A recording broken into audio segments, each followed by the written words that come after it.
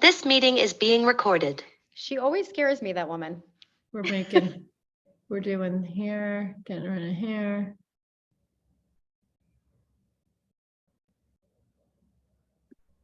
There we go. Oh, look at that. And I'm going to record this, make sure I have all of my bases covered. Aliza Licht. This is fun. So your book comes out when? April 18th, and I actually have my one copy right here. It's metallic. Can you see? It's gorgeous. Thank you. It's like a gunmetal blue, and it has this pretty, kind of like robin's egg blue. Kind of like a Tiffany's vibe. Yeah, a little Tiffany's very vibe. luxe. Thank you. Yeah, April 18th. April 18th. Okay, fabulous. Now, just diving in to Aliza Licht, who is a friend and a supporter of the Second Shift. And I am so happy to be able to promote you and hype you up to the wider world out there and tell them all of the things that you are doing, but also to spread the message of where you are. Beyond just the message, I have so much respect for how you operate in the world in a very fearless way. And some of the things that you're doing, I have friends who have books coming out and I'm like, you should see what she's doing. She's all over it. She knows how to make this work. And I give you a lot of credit for that. I think it's very hard to put yourself out and to own your own brand in an authentic way. Thank you, Jenny. I really appreciate that. Yeah, listen, promoting yourself is the worst. Let's just say that. Okay, so that's really where I want to dive in, because promoting yourself is the worst. It feels super cringy. Yep. And do you think that that's generational or gendered in any way? It's a great question. I think, first of all, I think we could maybe start with just defining how I see personal branding in this book, because I think there's a lot of demystifying and misconceptions about what people should be doing. So I think going on social media and talking about yourself all day and all the amazing things you're doing and achieving, that is not what I'm suggesting. I think it's about really understanding what you want to be known for, shaping that narrative, and making sure other people see you that way. And that can be in person, it can be over email, it can be on social media. So when we talk about promoting yourself, it's really about understanding how to do it strategically and elegantly. And I have a rule of thumb in the book where for every one time, and this is not like a hard, fast rule, but generally every one time that I'm going to be sharing something great about myself, or here's the book I'm launching, I really make an effort to amplify at least 5 other people, or support or pay forward or bring light to other people, so that it's not just me. No one wants to hear about us all day long. But I think at the same time, it's important for people to understand what you're doing or what you're trying to do. I think it is important, and you do, from the way I see it, you do a very good job of doing that, exactly what you just said, where you're supporting other people and you're really pushing their message out. So when I'm hearing from you, I'm not only hearing from you about yourself. But I do want to, okay, so let's just roll it back a hot second to, you have, this is your second book. Your first book was Leave Your Mark. You really cut your teeth for 20 plus years in branding and PR and comms. So this is an area that you feel professionally you're really successful and you own. So you're not stepping into a world that you can't speak with authority about, which also lends itself to it being a little bit less cringy when you're no, I'm actually an expert. And so this is your second book now. It's called On Brand, and it's Shape Your Narrative, Share Your Vision, Shift Their Perception. Yeah. So much right now is about brand. And in the Second Shift, we deal with a lot of women who are in their mid-career, and maybe they've been in a job for 20 years and they haven't really thought about what their impression and how the world views them, or they're been out of the workforce and you're defined as mom, sister, brother, whatever it is, daughter, wife, and you're a partner, and you're not really thinking about who you are. So you go through very specific step-by-step how to think about your own personal brand identity, no matter what it is. It doesn't even have to be because it's something where you're like going to be an influencer or try to start a brand. I mean, thank you for nailing that, Jenny. I think it starts with what I had to do to rebrand. I was at one job for 17 years. You know, I am 48 years old, so I can relate to, I'm a member of the second shift. Like, I signed up for the second shift right when I left my job of 17 years. I created a very well-known social media personality that I was the face and voice of. And then all of a sudden, I left this job. Yes, I had come out with my book, Leave Your Mark, but at the same time, I was faced with a little bit of an identity crisis because, you know, when you're used to the executive title, you're used to the credibility of your company. I had millions of followers. Like, I was really, really well known. And then you go, you know, I'll never forget that first Monday of no job, waking up and really being super freaked out of like, well, who am I now? I mean, I literally remember signing up for second shift and I'm like, this is a really in-depth application. Like, I hope I get in.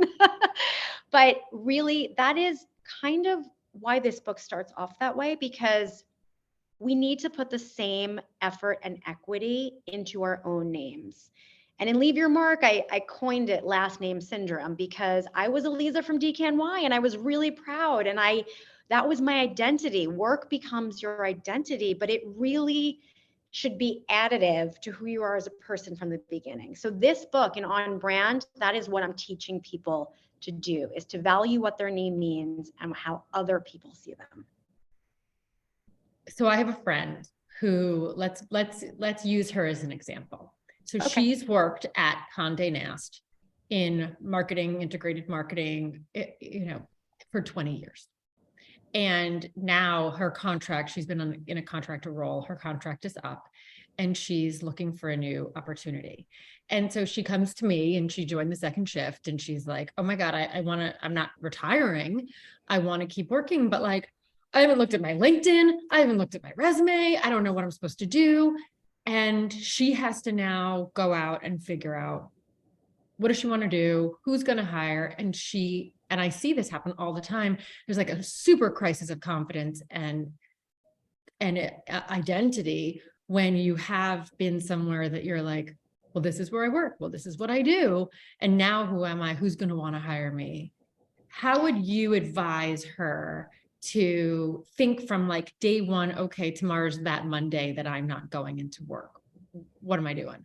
First of all, I love this example because this is literally why I wrote On Brand, because it is about holding people's hands through this process. So in the book, we go through all of sort of my 10 commandments of personal branding, and then there's mental gymnastics sections where you actually do the work. So how do you think about your LinkedIn bio? How do you think about your other social media bios? How do you think about cold pitching people or asking people for warm intros or earning back some social capital or really sort of channeling that confidence to have executive presence to show up at a conference that you haven't been at in a while because you haven't needed to. I think part of what happens to all of us working for these sort of high profile companies is that you get a little lazy. You forget that like your name is not actually on the door, right? So the idea of really embracing who this person is and how she wants to shape that narrative in every medium she's in. And it starts with the uncomfortableness of making sure your network understands what you're trying to do or where you need guidance, and putting yourself out there and saying, hi, I just left my role of 20 years at this company.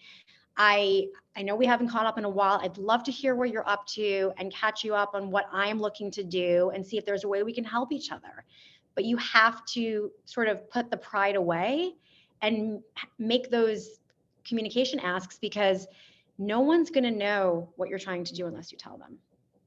Okay, example 2. We've got a woman who is successful in her career and she has a book coming out and she is an expert at that thing. And she is very uncomfortable with self-promotion. And in a lot of ways, it has, I believe, hindered her brand name and the like reach and monetary success that she has. Because she's very well known and she's very well regarded, but she's not comfortable doing the work or putting herself out in the way that, like, again, going back to feeling cringy or like, you're like, I'm too old, I don't care about that. But now she has this book. She has something she's got to sell, and she's got to be out there self-promoting. What's the first step she takes when she has to now rethink? Because now it's a monetary proposition. It's not just something where she's beholden to this, to her publisher and all the people who are counting on her. Well, the first thing I would say is she has to get over it, because it's required. And I think part of, the mantra that I have in On Brand is personal branding is not a choice anymore.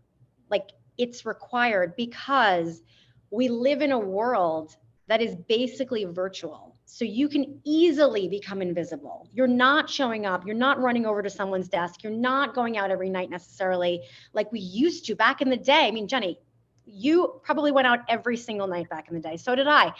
We're in a little bit of a different place in the world right now, where if you're not taking control of your narrative, people are making up their own version of you.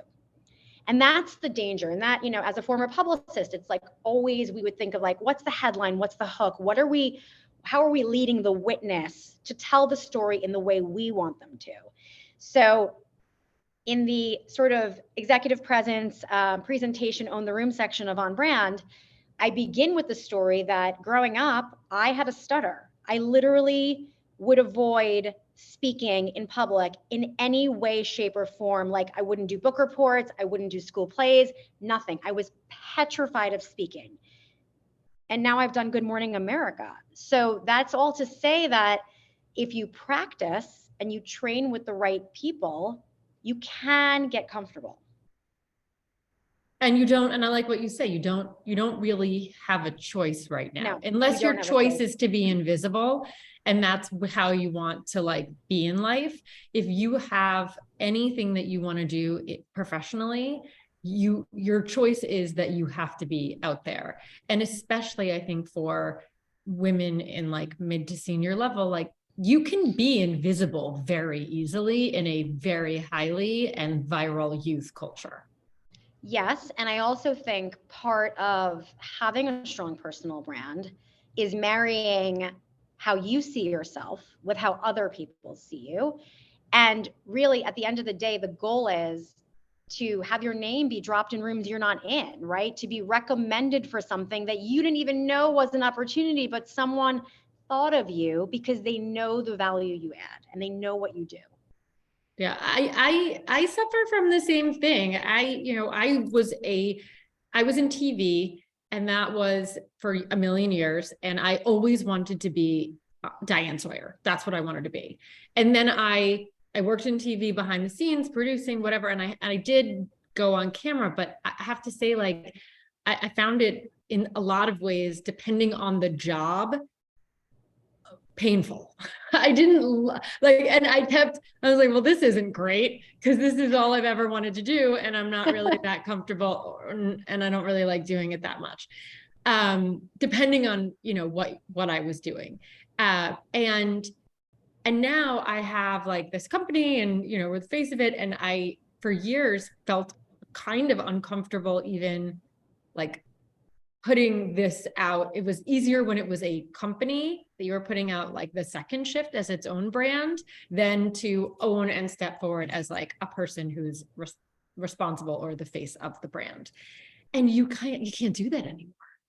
You can't do that anymore, but also I think that people want to connect with founders. Yeah. You have a company, the second shift is an amazing company and its own, and a brand on its own, but the people behind it are really what people connect to. And I think, listen, I started on social media very late because I was DKNY PR girl and I was anonymous for 2 years.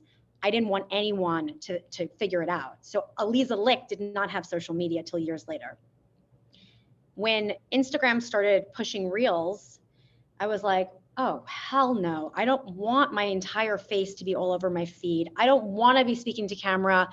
I don't want to be doing that, even though I'm perfectly comfortable on television. I'm perfectly comfortable on a stage. Yeah, But I speaking agree to with that. camera is awkward and you feel weird and you feel attention seeking.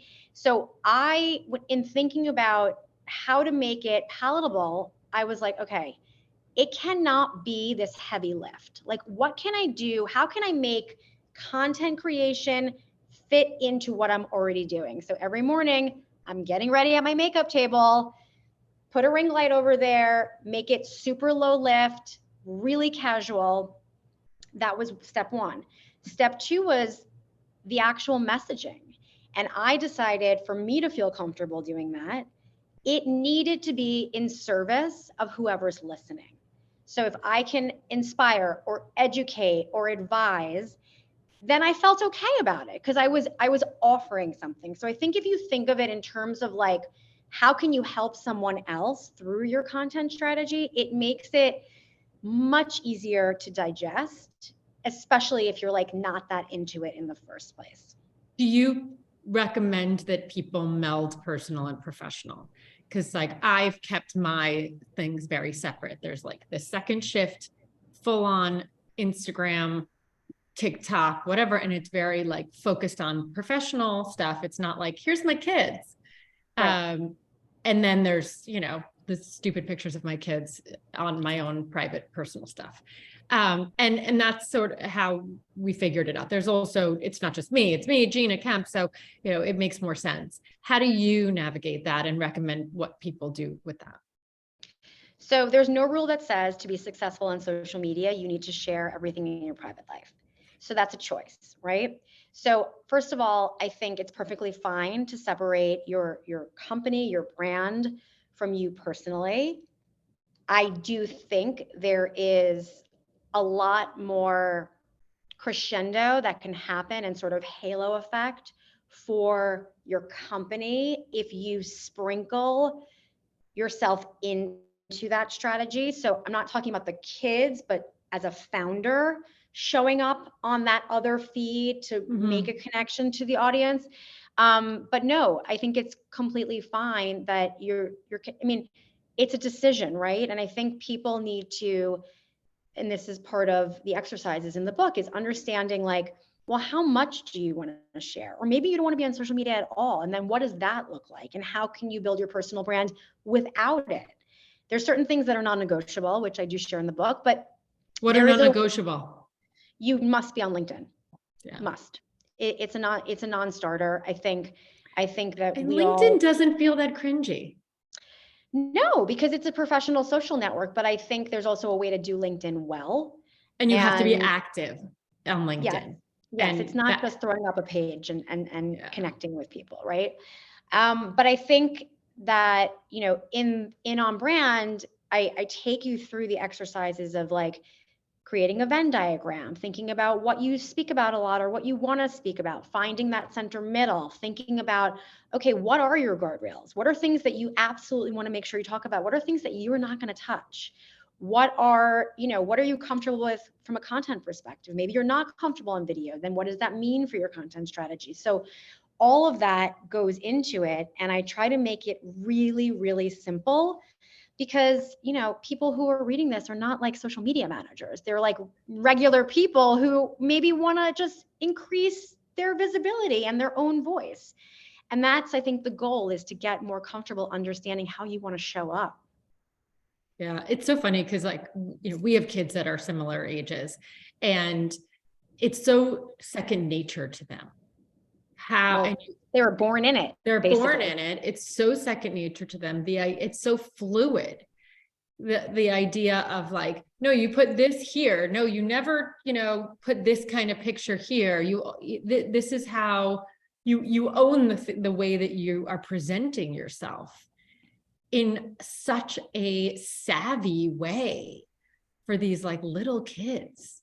It's like one day it hits, one day they're little and they're doing like stupid dances and don't care. And then like the next day, these kids are on it and they know their personal brand, their friends, where they do, what they do. And these kids are like, it's almost like they're like baby influencers.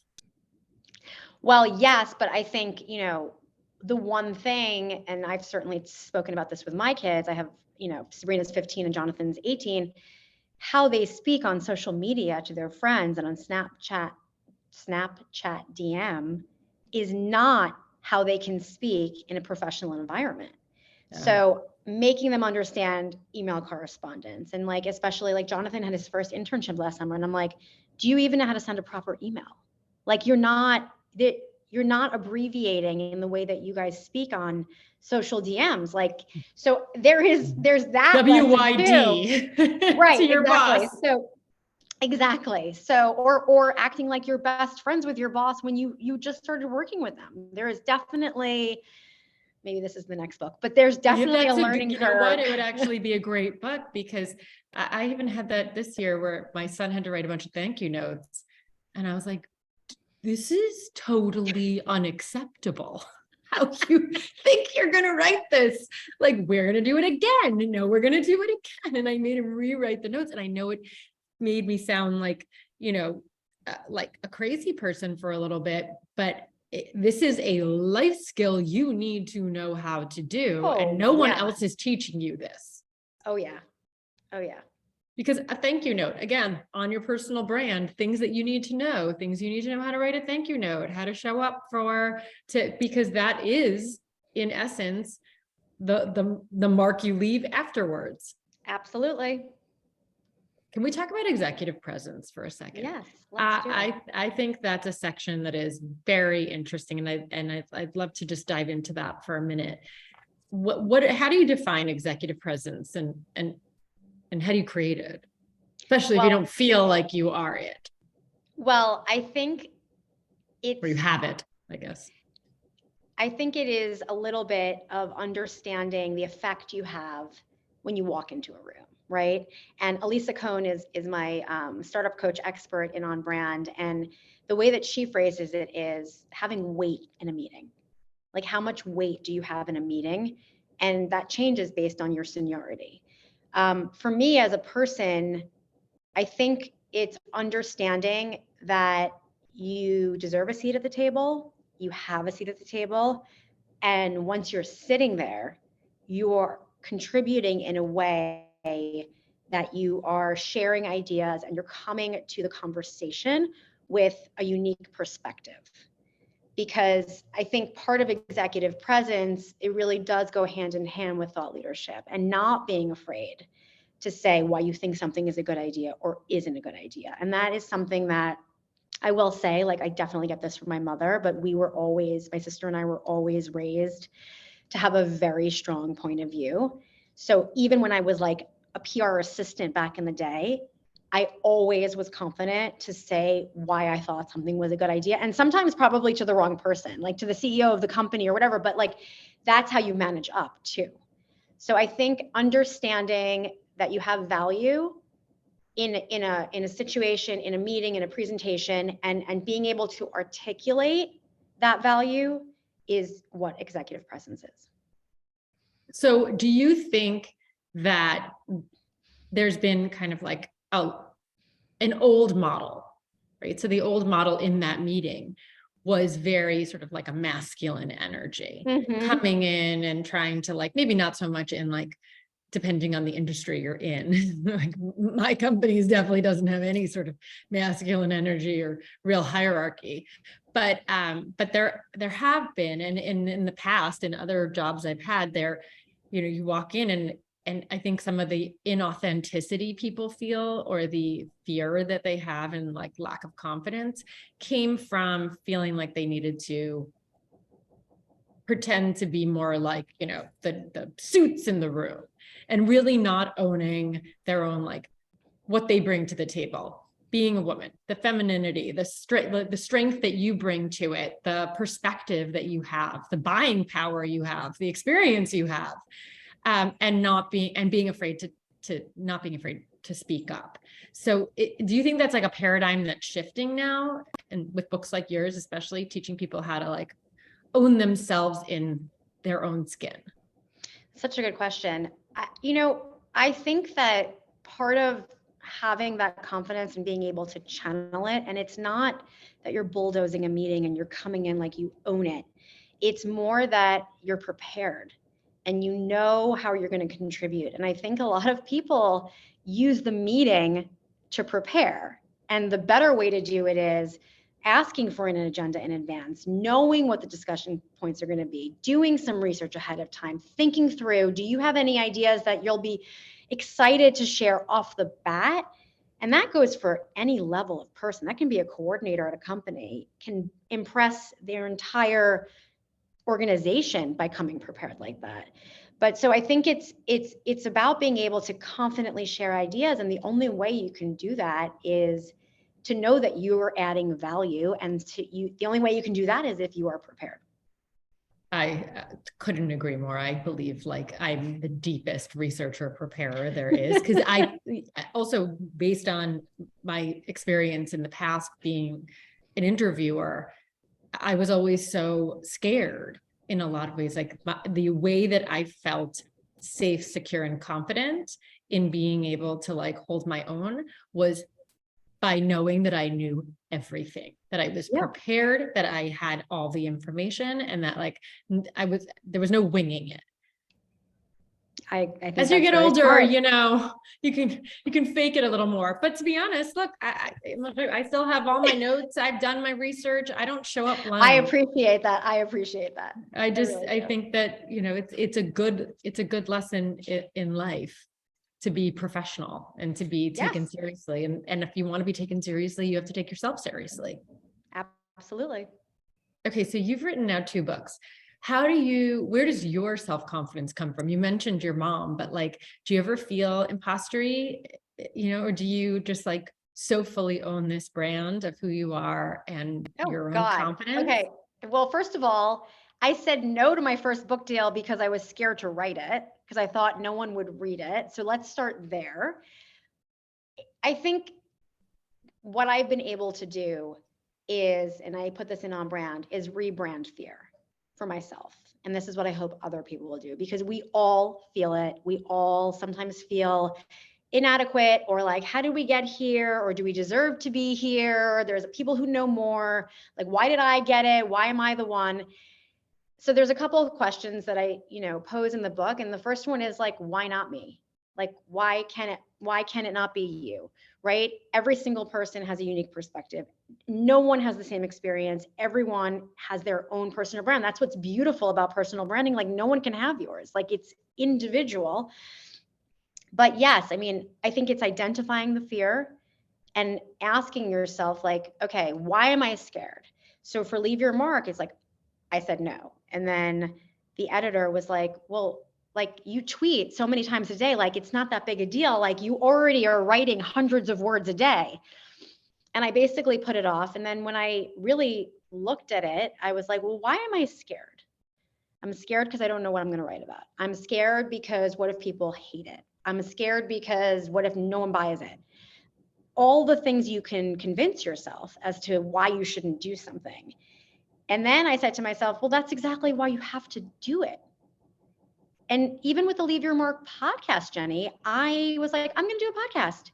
And I met with all these producers, and I was like so confident, because I was like, I have a best-selling book, Leave Your Mark. And now this is going to be the podcast, and it's going to be all about career advice, freshly brewed on Sundays, because there's a coffee cup on my cover. And everyone said no. Everyone said no. And I was like, okay, well, maybe I'm wrong about myself. Maybe I'm not good enough. And then I said to myself, why not me? Why am I going to let all these no's tell me that I shouldn't do something? So I Googled how to do a podcast. And now I think I've had like 165 episodes, which you've been on. So I think we're going to have the fear, but I think it's just the rebrand of the fear that's really important. A lot of people are afraid because they feel like they're going to be judged. We are being judged. All of us are being judged. Who And so, cares? they hear their like friends in the back of their head, like, all the bitchy people who, what they could say or what, and it's like, it's overriding that. Yes, but also all those people, I mean, you have to really be careful who you listen to, right? You want to listen to the voices that have, that have the best intentions for you, or even better, see a better version of you than you see yourself. And I think at the end of the day, the people who are the naysayers are the ones that wish they were doing it. Yeah. That's a good perspective. Okay, so I want to talk about your community and then I will let you go off on your day. You've created a Leave Your Mark community, which Yes. is very cool. And I really Thank you. think that like the way you've put it together and the different like tiers and things. So if, let's say somebody has read these books and they really want to get going and kind of like don't know where to begin. Walk us through the Leave Your Mark community and what the options are available to them. Thank you for asking that. So I think basically, I'm in a lot of women's groups as you are, and those groups mostly are for people who are really more well along their way. So I'm really targeting a little bit of the earlier side of after college through the first 15 years of working. And the inspo was, it's really a way for me to mentor. And honestly, this was not my idea. I was DM'd one day by this young woman named Eliana Meyer, who was like, I read Leave Your Mark. I know all about your career. I feel like there's a gap between people who were around back when you were DQ and PR girl and like this new sort of generation of women who could really use the advice but don't know who you are. And I was like, wow, this is quite the DM. So I was like, let's jump on a Zoom. And we did. And we decided to sort of build this together. And it's been through a couple iterations. It started off as a boot camp, and that was great, but also really intense because I had a full-time job at the time. And now it's really, it's a Slack community. It's super chill.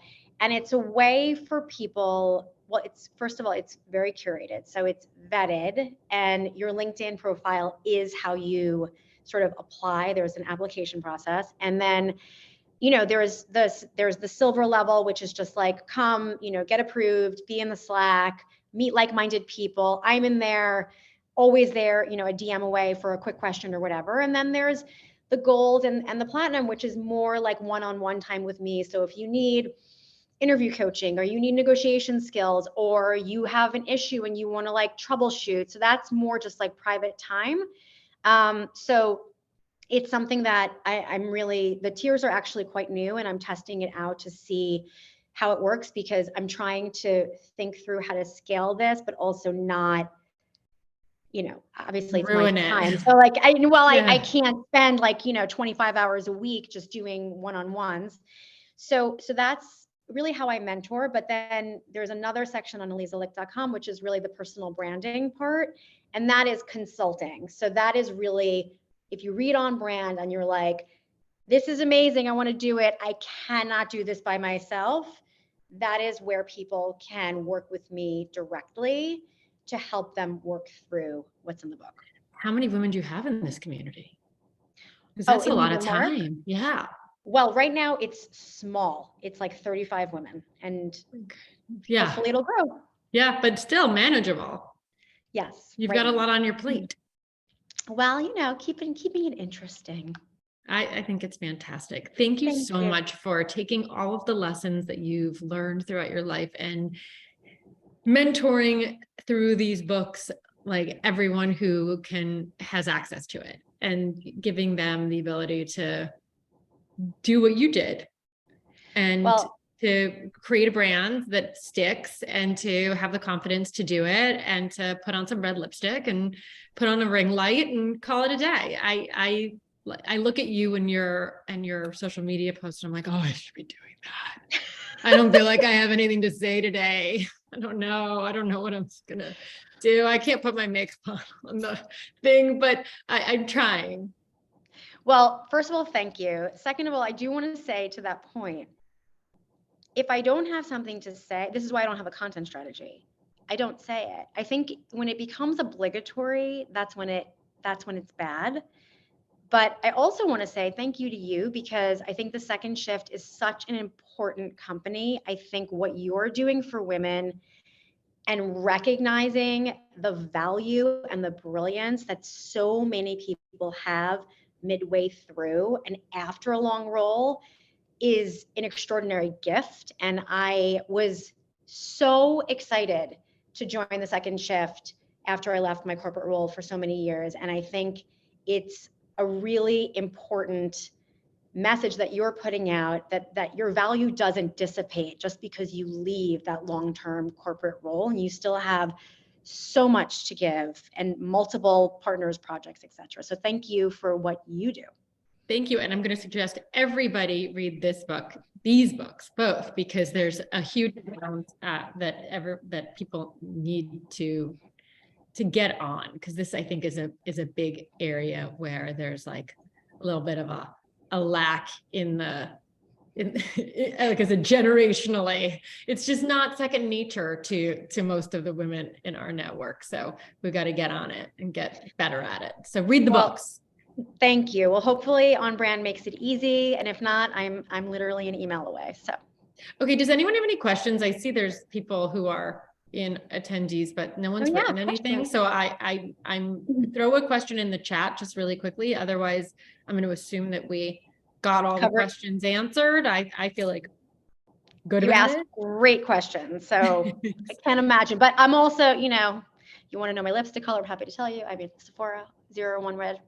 Yeah, it's really pretty. I really like it. All right. Well, I'm going to say thank you so much. This was a great time to just see your face and get to catch up and hear more of your story. Thank you. It was so great. Loved your questions. I really appreciate the support. Take care. Good luck and have fun on the book tour. Thank you. Thank you. Bye, everyone.